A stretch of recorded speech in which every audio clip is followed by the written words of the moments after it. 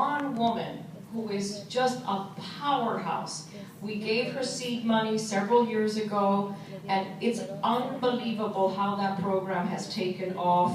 She has gone to various states and is what we would love to see. What we would love to see is a nationalization of this movement.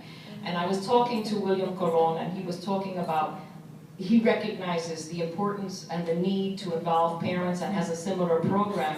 So I hope that we can get these two together because there is strength in numbers. They have extended their reach beyond Dallas. They're in San Antonio. We have a K-12 San Antonio office where we hire, where we have 350 employees. 68% of those employees are Latinos.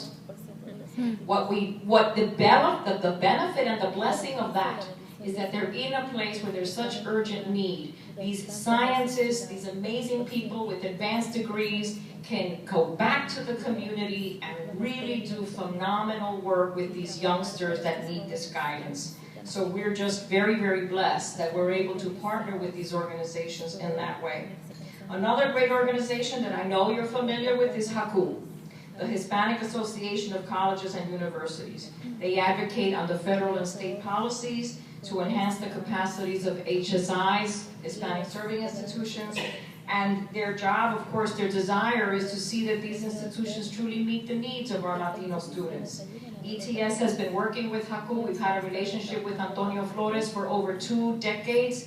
We are also part of the coalition in favor of the DREAM Act. Our President Kurt Landgraf signed it, and we very much want to make sure that these young folks have the opportunity that they deserve.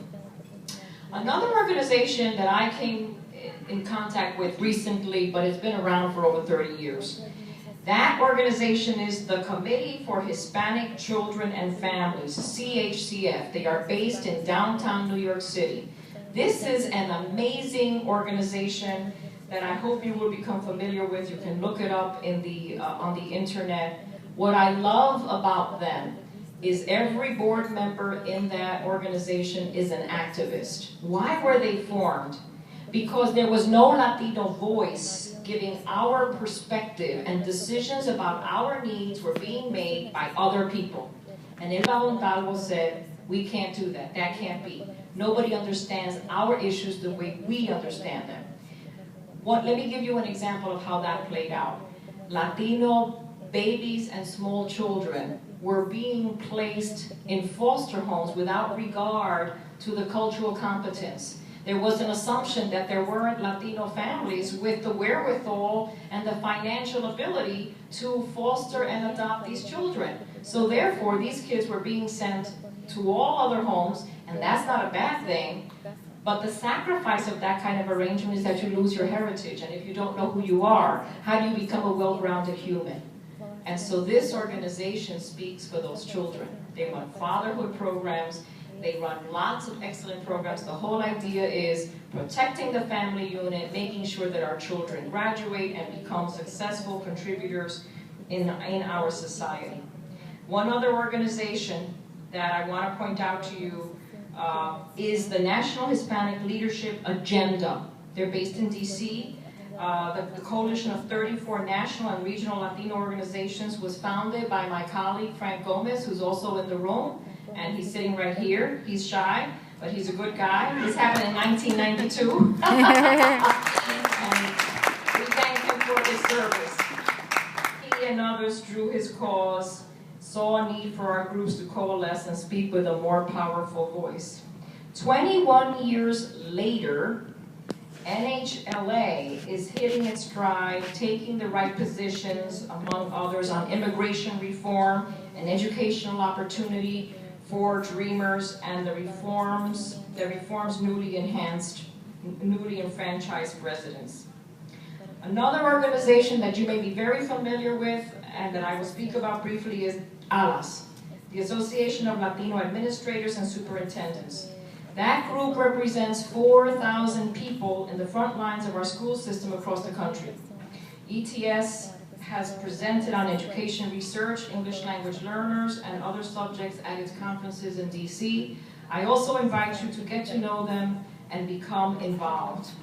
And the good thing is, the more involved you become, you bring it home, and it's contagious, and more people become aware of what it is they can do. The Latino Institute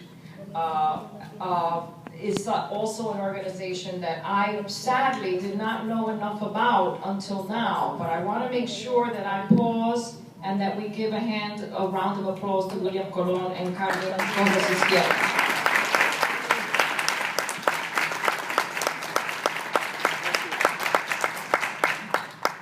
They have my commitment that we will reignite our relationship, and Lenora Green, who's here from our organization as Director of Community Relations, will make sure that ETS continues to have a very close relationship, because this is a really good organization and we need to support them. The Mercer County United Way Latino Vision Council, whom with HISPA is very proud to host a leadership conference at ETS on April 19th, would like to welcome you as our guests.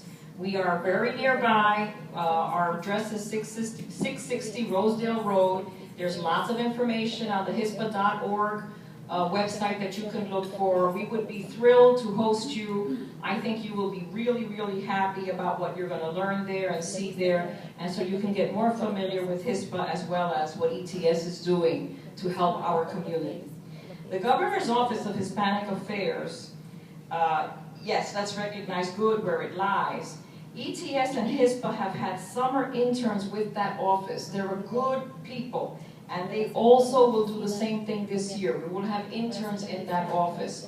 So wherever we can, we need to take advantage of getting our kids out there and getting them practical experience. The statewide New Jersey Hispanic Chamber of Commerce, ETS is a member, education for the jobs small businesses create, and that's what it's all about. So the whole idea is organizations like ours that we're fortunate to have resources, we need to support and be part of the ways in which they are intersecting to help our children and to help us. Most of the small businesses being started in America are being started by Latina women. That's the truth. That's the truth. So we should feel enormously proud that we continue to create jobs and that we continue to be part of that machine. And that's the reason, folks, that you've got the attention of both parties, and we want to keep them happy. In fact, in my ideal world, there would be a clearinghouse of where these politicians stand. I don't care if you're a Democrat, Republican, or Independent. I really don't give a damn. What I do give a damn about is, are they going to do the right things to help our children get the opportunities that they deserve? Will they recognize the need to have good education, resource those areas? Our children don't happen to live in the most affluent areas. I was in the car this morning listening to somebody in the Trenton Times reported that in Princeton High School, children got a pass because they were excessively absent, but they're not going to take the high school diplomas away from them because that's okay. Well, we know why it's okay, because they're so over-resourced anyway, it doesn't matter.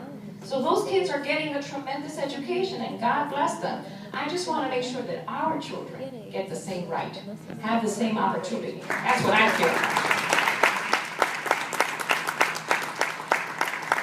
The Latin American Legal Defense and Education Fund is another great organization, and the list goes on. These folks are all doing wonderful things. They're powerful. They have examples that need to be replicated on all levels. And of course, here is the challenge for all of us. How do we Latinos capitalize on the positives in order to address these negatives? Because we've got some serious negatives that we as a community, we have to address. I'm sure that the idea and the solution is in this room. There are a lot of wonderful, bright people here that have energy and desire, and I know that you're going to work on it, and we're going to join you in that work, and therefore I salute you, because you're already in the trenches, and that's the hardest job, to be there every day, confronting the insufficient resources and confronting the many challenges that you somehow overcome. And here's my take about what's going to be needed in order for us to get from where we are today to where we need to be. First, our national Hispanic organizations have to coalesce. They have to become more forceful advocates for greater educational opportunity. The National Hispanic Leadership Agenda, NHLA, and if you've not had any association with them, I urge you to look at their website. They are a fantastic organization, founded again by my colleague over here, who seems to have many lives and knows everybody that's anybody in these organizations, Frank Gomez. This organization is growing strong, playing a very big role, so I would like you to look them up and keep an eye on them, because their agenda has the greatest promise of unifying our voice. Something that we don't always do well, it's this divide and conquer. Everybody wants to have their own little organization, everybody wants to start their own initiative. I'm about, this is great, how do we work together? How do we put them together, these together, etc.? Because there is power in numbers, as demonstrated by the last election. So we've got to figure out, ETS can't solve all the problems. We're the premier educational measurement company in the world. There's no question about that. However, we can't also answer what's going on in the lives of those children when they start out, when they come into the world, the deficits that they come to kindergarten with. The achievement gap starts in kindergarten. Because if I come from a very poor family, I haven't been to museums, I haven't been to Europe, I don't necessarily know how to read and write, and I don't know my colors and blah, blah, blah, blah, blah. So you've got a teacher who has her shtick and her curriculum, and now she's faced with some students that get it, some students that haven't had Head Start or some program that could have given that child an edge. Early childhood, this is something Obama's got right. Early childhood is absolutely essential, and more importantly for the underprivileged. We must have excellent early childhood interventions for our children so that when they reach the kindergarten classroom, they're not already at a deficit.